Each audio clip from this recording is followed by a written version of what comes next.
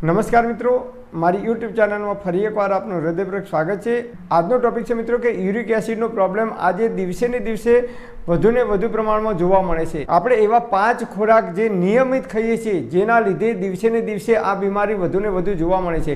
હવે uric એસિડનો problem વધે તો કયા કયા ખોરાક આપણે ના ખાવા જોઈએ? તો સૌથી પહેલાં જોઈએ તો યુરિક એસિડનો પ્રોબ્લેમ આવે તો કેવા લક્ષણો હોઈ શકે છે?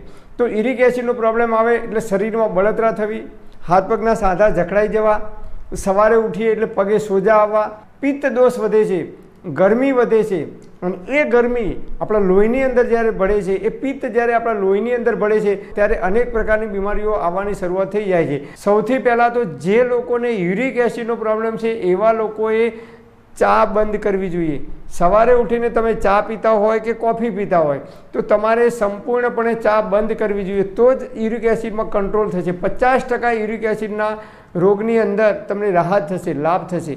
આની અંદર સફેદ ખાંડ આપણે વાપરીએ છીએ, એને ખાંડને સફેદ બનાવવા માટે એની અંદર કેમિકલ નાખવામાં આવે છે, એટલે કે આપણે ખાંડ નથી ખાતા પણ સલ્ફર ડાયોક્સાઇડ ખાઈએ છીએ। એ શરીરની અંદર એસિડિક પદાર્થો વધારવાનું કામ કરે છે। તો સૌથી પહેલાં તો જે લોકોને યુરિક એસિડનો પ્રોબ્લેમ છે એમને ચા સંપૂર્ણપણે કાયમ માટે જીવો ત્યાં સુધી બંધ કરી દેવી પડે। નંબર 2, સફેદ મીઠું એ આજકાલ આપણે પ્રમાણ વધાર્યું છે। દાણેદાર મીઠાને સફેદ બનાવવા માટે, દાણેદાર બનાવવા માટે એની અંદર કેમિકલનો ઉપયોગ કરવામાં આવે છે, એટલે એ કેમિકલવાળું મીઠું આપણે રોજ ખાઈએ અને ઘણા લોકો તો ઉપરથી ભભરાવીને આપણે મીઠું ખાઈએ છીએ, એ યુરિક એસિડ વધારવામાં સૌથી મહત્ત્વનું પરિબળ ધરાવે છે। ઘણા લોકો ટામેટું કાપે, કાકડી કાપે કે કોઈ કચુંબર બનાવે કે કાચી કેરી કાપીએ તો આપણે ઉપરથી મીઠું ભભરાવીને ખાઈએ છીએ। ઘણા લોકો છાશની અંદર જીરું અને મીઠું નાખીને ખાય છે। તો આ કાચું મીઠું આપણે ખાઈએ છીએ, એના લીધે શરીરમાં યુરિક એસિડનો પ્રોબ્લેમ વધે છે। તો આ કાચું મીઠું ક્યારેય આપણે ખાવું જોઈએ નહીં। તમારે મીઠું ખાવું હોય તો સફેદ મીઠું બિલકુલ બંધ કરી દો, એની જગ્યાએ સિંધ મીઠું, જેના પથરા બજારમાં મળે છે તૈયાર, ટ્રેક્ટરમાં વેચાવાય છે, પથરા લાવી અને ઘરે જાતે બનાવી અને એ મીઠું તમે જો ખાશો, સિંધ મીઠું જે કુદરતી રીતે પાકે છે, એમાં કોઈ પણ પ્રકારના કેમિકલનો ઉપયોગ, રસાયણનો ઉપયોગ કરવામાં આવતો નથી, એ મીઠું તમે ખાવાનું રાખશો। નંબર 3, રિફાઇન્ડ અને ડબલ રિફાઇન્ડ તેલ ખાવાની આપણે શરૂઆત કરી છે છેલ્લા 35-40 વર્ષથી, ત્યારથી એક પછી એક બીમારીઓ વધુને વધુ જોવા મળે છે। તો આપણા બાપ દાદાઓ આજથી 40-50 વર્ષ પહેલાં તમે જુઓ તો એ લોકો રિફાઇન કે ડબલ રિફાઇન તેલ ખાતા નહોતા। લાકડાની ગાણીનું શુદ્ધ સિંગ તેલ, તલનું તેલ અને સરસવનું તેલ અને કોપરાનું તેલ, જે સિઝન પ્રમાણે લોકો તેલ ખાતા હતા। અને આજે આપણે વર્ષમાં 3 કે 4 ડબ્બા તેલ લાવી અને સિંગ તેલ ખાય છે, કેટલાક લોકો કપાસિયા તેલ ખાય છે, કેટલાક લોકો સૂરજમુખીનું તેલ ખાય છે। તો આ બધા જ રિફાઇન અને ડબલ રિફાઇન તેલ ખાઈએ છીએ, એનાથી યુરિક એસિડનો પ્રોબ્લેમ થાય છે ને થાય છે। કારણ કે આ તેલને રિફાઇન કરવા માટે એની અંદર કેમિકલ નાખવામાં આવે છે, એ તેલને બોઇલ કરવામાં આવે છે, ઉકાળવામાં આવે છે અને પછી જ એ તેલ બજારની અંદર વેચાવા આવે છે। તો રિફાઇન અને ડબલ રિફાઇન તેલ ક્યારેય ખાવું જોઈએ નહીં, એની જગ્યાએ આપણે લાકડાની ગાણીનું શુદ્ધ તલનું તેલ, મગફળીનું તેલ કે ટોપરાનું તેલ, આ 3માંથી ગમે તે એક તેલ તમે તમારી અનુકૂળતા પ્રમાણે ખાઈ શકો છો। અને નંબર 4, દૂધ અને દૂધની તમામ બનાવટો યુરિક એસિડનું પ્રોબ્લેમ કરવામાં સૌથી મહત્ત્વનો ભાગ ભજવે છે। અત્યારે હાલ જે કંઈ દૂધ આપણે ખાઈએ છીએ, દૂધ પેકિંગવાળું દૂધ આવે છે, કોથળીમાં દૂધ આવે છે, એ પાવડરથી બનાવેલું આવે છે, એની અંદર પ્રિઝર્વેટિવ નાખવામાં આવે છે, લાંબો ટાઈમ ચાલે એટલા માટે।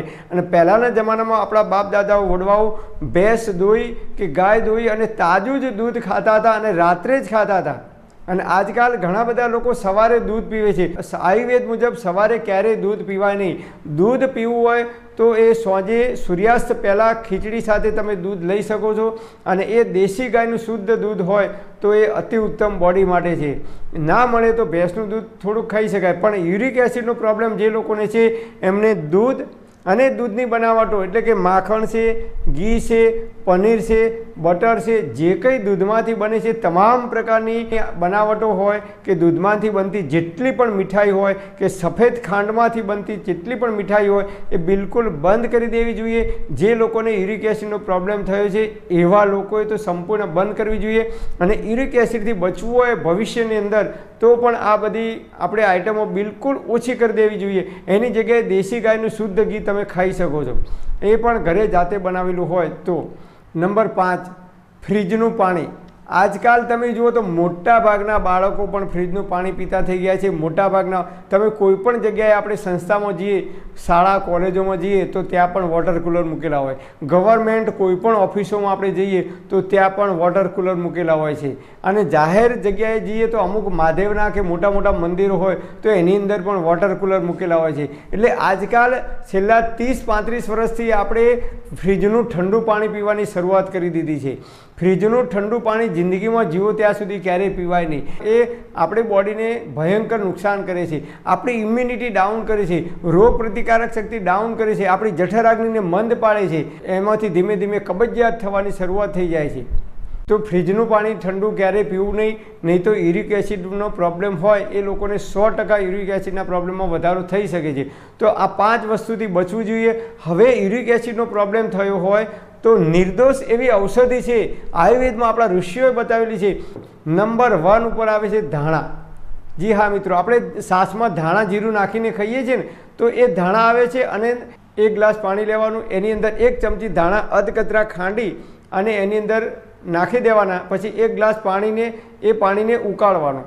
50% પાણી બળી જાય ત્યાં સુધી ઉકાળવાનું. પછી એ પાણીને ઢાંકીને મૂકી દેવાનું અને એ પાણી સવારે ઉઠીને તરત બ્રશ કર્યા પહેલાં નયણા કોઠે એ પાણી તમારે પી જવાનું. તો યુરિક એસિડની અંદર અદ્ભુત તમને રાહત થશે. બીજો ઉપાય છે નિર્દોષ, બજારમાંથી ગોખરું લાવવાના. પણ ગોખરું સડી ગયેલા ના હોય એ ખાસ ધ્યાન રાખવાનું. ગોખરુંનો પાવડર ના લાવતા. સડી ગયેલા ખરાબ થઈ ગયેલા ગોખરું છે એનો પાવડર બનાવીને વેપારીઓ વેચતા હોય છે. એટલે ગોખરું આખા લાવવાના, સડી ગયેલા, એની અંદર જીવાત ના હોય એનું ધ્યાન રાખજો. અને એ ગોખરું 1 ચમચી ગોખરું 1 ગ્લાસ પાણીની અંદર ઉકાળવાના. 50% પાણી વધે પછી રાત્રે સૂતી વખતે ગોખરુંનું પાણી પીવાનું છે આપણે. અને સવારે ઉઠી અને ધાણાનું પાણી પીવાનું છે. નંબર 3, સવારે ઉઠો ત્યારે 1.5 થી 2 લીટર જેટલું પાણી લેવાનું. એની અંદર 1 ચમચી ધાણા અધકચરા વાટી અને નાખી દેવાના અને એમાં થોડી સૂંઠ પાવડર નાખવાનો અને એ પાણીને ઉકાળવાનું. લગભગ 200-250 ગ્રામ જેટલું પાણી બળી જાય ત્યાં સુધી એને ઉકાળવાનું. પછી એ પાણી ઠંડુ થાય એટલે એને એક સ્ટીલની બોટલમાં ભરી દેવાનું અને આખો દિવસ જ્યારે પણ તરસ લાગે ત્યારે માત્ર ને માત્ર ધાણાવાળું પાણી જ પીવાનું તમારે. અને આ પાણી 2 દિવસ સુધી પીવાનું નથી, વધુમાં વધુ તમે 24 કલાક સુધી આ પાણીનો ઉપયોગ કરી શકો છો. બીજા દિવસે નવું પાણી બનાવવાનું. તો તમારી જેટલી જરૂરિયાત હોય એટલું તમે પાણી રોજે રોજ તમે આ રીતે ધાણાનું પાણી પીશો 15 દિવસ સુધી, તો શરીરની અંદર લોહીની અંદર જેટલા પણ ટોક્સિન છે, લોહીને શુદ્ધ કરવા માટેનું આ અદ્ભુત પરિણામ આપે છે આ ઔષધિ. અને બીજા નંબરની ઔષધિ છે જેને રસાયણ ચૂર્ણ કહેવામાં આવે છે. ગળો, ગોખરું અને આમળા, આનું તૈયાર ચૂર્ણ બજારમાં મળે છે. એ તમારે ના લાવવું હોય તો ઘરે 1:1:1 એટલે કે સપ્રમાણમાં બનાવવાનું. 100 ગ્રામ 100 ગ્રામ 100 ગ્રામ આ ત્રણેયનો સરખા પ્રમાણમાં એનો પાવડર બનાવી મિક્સ કરી અને એ પાવડર તમારે દરરોજ રાતે સૂતી વખતે 1 ગ્લાસ પાણીની અંદર 1 ચમચી પાવડર નાખી અને પાણીને ઉકાળવાનું. 50% પાણી બળી જાય પછી એ પાણી તમે પી શકો છો. ખોરાક કયો ખાવો અને કયો ના ખાવો એ જોઈએ. તો જે લોકોને યુરિક એસિડનો પ્રોબ્લેમ છે એવા લોકોએ દૂધની તમામ આઇટમો બંધ કરવાની. એટલે કે દૂધ અને સફેદ ખાંડમાંથી બનતી તમામ પ્રકારની મીઠાઈ બંધ કરવાની. નંબર 2, દાણાવાળા શાકભાજી તમારે બિલકુલ બંધ કરવાના છે. દાણાવાળા શાકભાજી એટલે કે ભીંડો છે, ગવાર છે, ચોળી છે, પાપડી છે, વાલોડ છે, વટાણા છે, જેની અંદરથી દાણા નીકળે છે એવા શાકભાજી તમારે બિલકુલ એવોઇડ કરવાના છે યુરિક એસિડનો પ્રોબ્લેમ હોય એવા લોકોએ. અને એની જગ્યાએ તમારે દૂધી, તુરિયા, ગલકા આનું શાક ખાવાનું. અને નંબર સૌથી શ્રેષ્ઠમાં શ્રેષ્ઠ શાક છે પમ્પકિન, જેને કોળું કહેવામાં આવે છે, જેનું ગુજરાતીઓ માત્ર આપણે યજ્ઞ કરીએ, હવન કરીએ તો એની અંદર કાપવા માટે ઉપયોગ કરીએ છીએ. પણ એ કોળું છે એ 120 દિવસ સુધી તમે મૂકી રાખો તો ક્યારેય ખરાબ થતું નથી. એને ફ્રીજમાં મૂકવાની પણ જરૂર પડતી નથી. અને આયુર્વેદમાં સૌથી બેસ્ટ ઔષધિ માનવામાં આવે છે. પિત્ત પ્રકૃતિ હોય, શરીરમાં ગરમી વધી હોય, શરીરમાં યુરિક એસિડનો પ્રોબ્લેમ વધ્યો હોય તો એ એસિડિક તત્વોને શાંત કરવા માટે તો આલ્કલાઇન આપણે ખોરાક ખાવો જોઈએ. તો આ આલ્કલાઇનમાં સૌથી બેસ્ટ છે એ પમ્પકિન, કોળું છે.